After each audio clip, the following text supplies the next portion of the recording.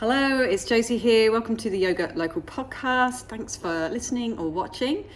Today we are talking about the discomfort of practice and the transformative power of tapas, a Sanskrit word which means to heat, to purify, the discipline of bringing a little fire into our practice. And I think it's a really important subject because often I think yoga has a bad rap. It's often seen as a soft option, or kind of hearts and roses and flowers, and all yummy and gooey and ooey and ahry. And, it can be that, but it's really quite far from the truth of what traditional practice is.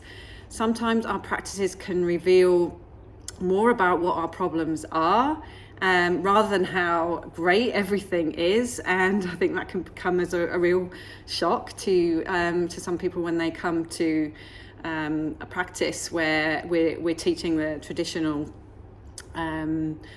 based teachings.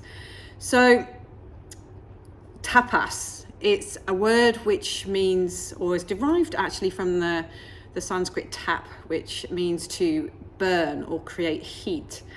And in the context of Tantric Hatha Yoga, it refers to this kind of fiery discipline that we have to do what's necessary to transform and ignite the power of our souls and our inner potential. So for a lot of us, we don't necessarily realize that's what we're signing up for when we come to class, right? It's not something that we're educated on, I think, very well in the yoga world. And as I've said before, a lot of us come to class thinking that, I just fancy a good stretch and relaxation. And that's fine, but that would be a stretch and a relaxation class. It wouldn't be yoga, because yoga, or for yoga to be accomplished, yoga is a state of union and wholeness and integration. There has to be some work done on the inner self, and we have to face what needs to be faced, uncover what needs to be uncovered, and start to move towards that truest sense of who we are. So tapas involves disciplines. It involves the discipline of our asana, which is our posture practice. It involves the discipline of breath work, pranayama, and it involves the discipline of meditation.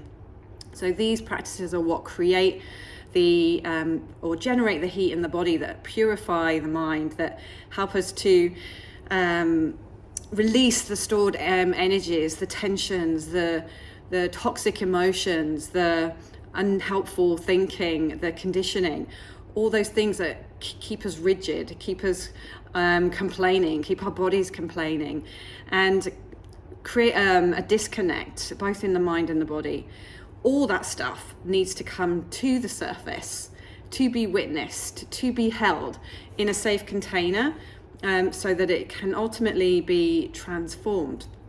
And the practice of yoga is a way of sustainably, systematically going in under the hood and starting to uncover, these truths of what we need to face, what we need to purify, what we need to shift. So this is really what we talk about and what we mean when we talk about the purification and fortification stages of the Hatha Yoga journey. And it's also umbrellas the Ayurvedic kind of principles of getting the body prepared, getting the mind prepared for the process of meeting ourselves in that truest sense of self-realisation, fully embodiment of the soul, and a real strong sense of who we are.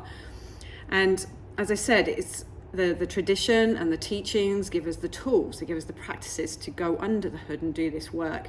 So where are we at odds with ourselves? What do we need to uncover? Where's the imbalances? Where's the dissatisfaction, right? The more we realize who we are not, the closer we come to who we really are. And this is the reason why we train our mind into stillness, because, if the mind's busy, if we're distracted, fragmented, if we're unsure, if we're in doubt, there is no clear picture for us to see and direct. We want our lives to be mirrored back to us in full technicolor, high definition focus, so that we can actually deal with what is real and not what is unreal and insignificant and unhelpful. ultimately we want to move things from where they actually are, to where they want to be. And that requires effort, it requires work, it requires discipline, and it requires the alchemy of that fire within to dissolve through all the stuff that we've accumulated over the years that gets in the way of our pursuit of our growth. So when you practice with us, this is what we're teaching, and you can be doing this online, all part of our community. You have the lineage there supporting you, and we'll be here to remind you of your love for practice as you do this work, because it is uncomfortable. There is discomfort in it.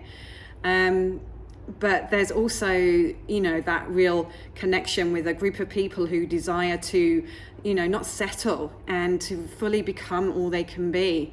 And that requires being, sometimes held in the heat of the fire. But there's so many other rewards. If you read the blog that goes with this, you can see the infinite amount of benefits that come with practicing in this way, including more self-governance, reliance on yourself, recognizing that you can do stuff, you can transform stuff, that you can trust yourself to not get triggered or overreactive.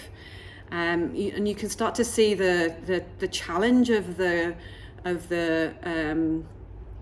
or the discomfort of the challenge as something that's going to help you learn to grow and evolve.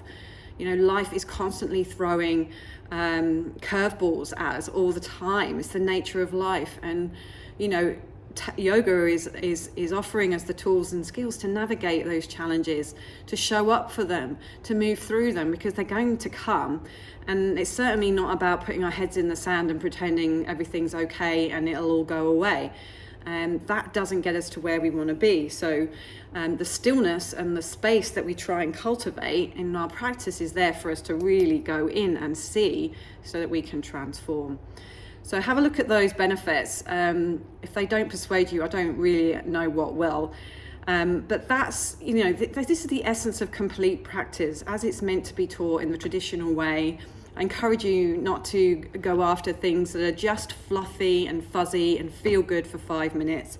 If you're doing that, there's nothing wrong with that, but it is a very short-term, quick fix, and with no lasting kind of enduring power, right? If you're really after real rewards and really taking charge of this one life that you have, then have a practice that's going to support you and continue that work over time, sustainably, systematically, and give you all the practices that help you to stay consistent and accountable, and kind of in those flames, keep in those flames without getting burnt. It's a really big mistake to confuse tapas, heat, with high impact work, highly complex postures, complicated postures. That is not necessarily going to give you what you need to create this alchemy. If we're striving, if we're in our heads, if we're in our ego, then the union, the harmony is lost, and we stay in that fragmented kind of complaining, comparing kind of lower mind narrative. We don't get out of it into something more pure, something more whole. So I really encourage you not to go down that route of just simply thinking, well, more heat equals more complex poses, harder poses, things that are likely to actually throw you off track, put you into injury, and put you on a spiral back along the evolutionary path. So just remember that, Tantric Hatha Yoga is this alchemical process that's going to move you from where you are to where you want to be. It's going to facilitate at some point this, or at moments throughout your day and your life, these moments of higher awareness. And it's this intentional, disciplined effort that's going to get you there. It's not just a mere physical exercise. It's a spiritual journey, and be be very wary of practices that are avoiding the spiritual conversation. You are a spirit, you are a mind, you are a body, you are a soul. And if you're not working with all three of those elements, you are missing a big part of your ability to be fully complete, fully whole, and fully alive and well in yourself. So if you want to learn more about what we do here, more about Tapas, then follow us, right? I'm putting out these podcasts every week, and my goal is to educate, is to give you the tools that you need so that you can go out there and knock your one crazy, amazing life out the park.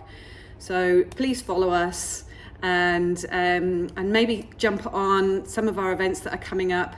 We've got a 30-day online guided cleanse just around the corner, starting on the 23rd of January, which is all about trying to create this environment where we can purify the body, purify the mind, and give us that edge in our practice to really work towards knowing ourselves. So that's it for now. I hope you're interested. Please read the blog that accompanies this podcast, and as I say, comment, follow us, join us in on Instagram, join us on Facebook, or join us in our app. Okay, that's all for now. I'll see you next time. Bye bye.